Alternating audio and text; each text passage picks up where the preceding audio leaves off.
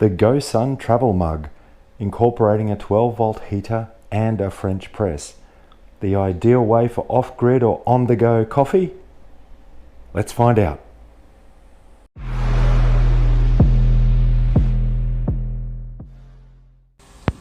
The Gosun Brew. Gosun itself describes it as a 12-volt kettle. It uses the ubiquitous cigarette adapter.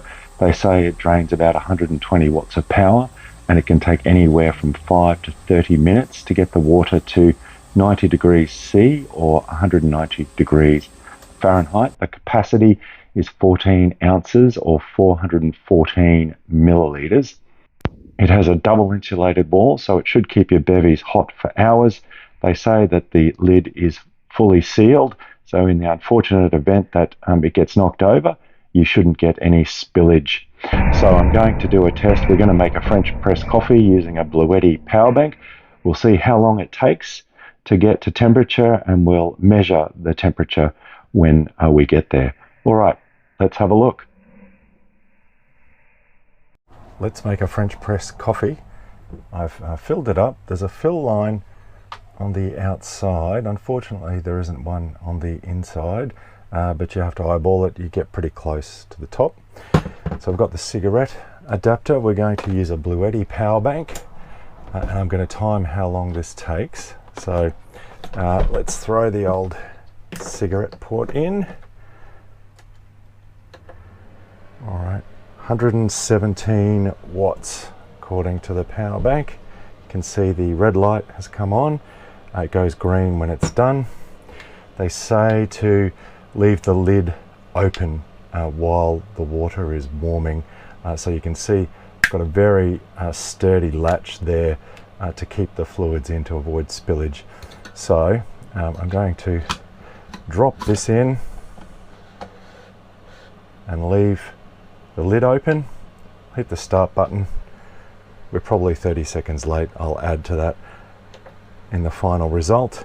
But at the moment, it's reading 110, 109 watts. So I'll bring you back when we're done. See, the Bluetti no longer drawing any power on that. So we'll unplug that. See the timer there, 12 minutes 46. I was late starting, so let's say roughly 13 minutes. All right, so the next step is to make the coffee. When I first started using this, it was a pretty tight fit, but after a few uses, it became much looser.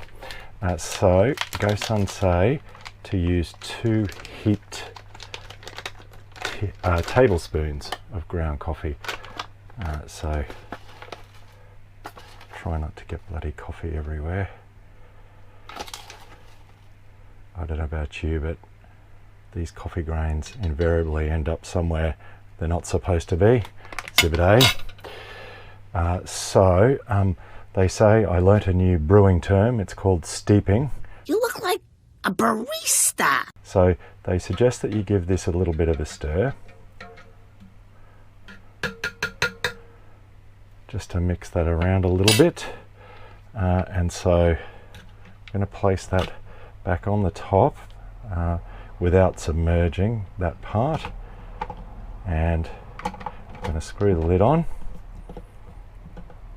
So we'll leave that up, and I'm going to leave that for 4 or 5 minutes, and we'll come back. 5 minutes later. Make the coffee. That's a simple matter. Like any French press appliance, you simply push that down and the coffee's made. So as you can see, that flip seals it nicely. It's very easy and comfortable to drink directly from, let's call it a travel mug. I'll pour some coffee into this clear glass just to prove that it actually, oh, okay. Damn it, Simon! There we go. Now the blurb that I watched did say you need to make sure that this lid's tight, which I didn't do. So hopefully second try will do a little bit better. There we go. So there you go. Unfortunately, I've mislaid my temperature probe, so I wasn't able to measure the temperature of the water. But that's perfect drinking temperature. for me. I like it slightly on the hotter side, and that's perfect. When you're off grid, the only downside, and this applies to any French press machine, is that you end up with coffee grains, and it's a bit of a pain. So you can actually take this apart. I'll quickly show you that. So this screws off, and then you're able to take this apart and wash it. So if you're off grid and you're really water conscious, the cleaning aspect is probably a little bit of a downside. So what I do is when I'm leaving camp, for example, I'll fill this up with cold water. I'll put a tea bag in there.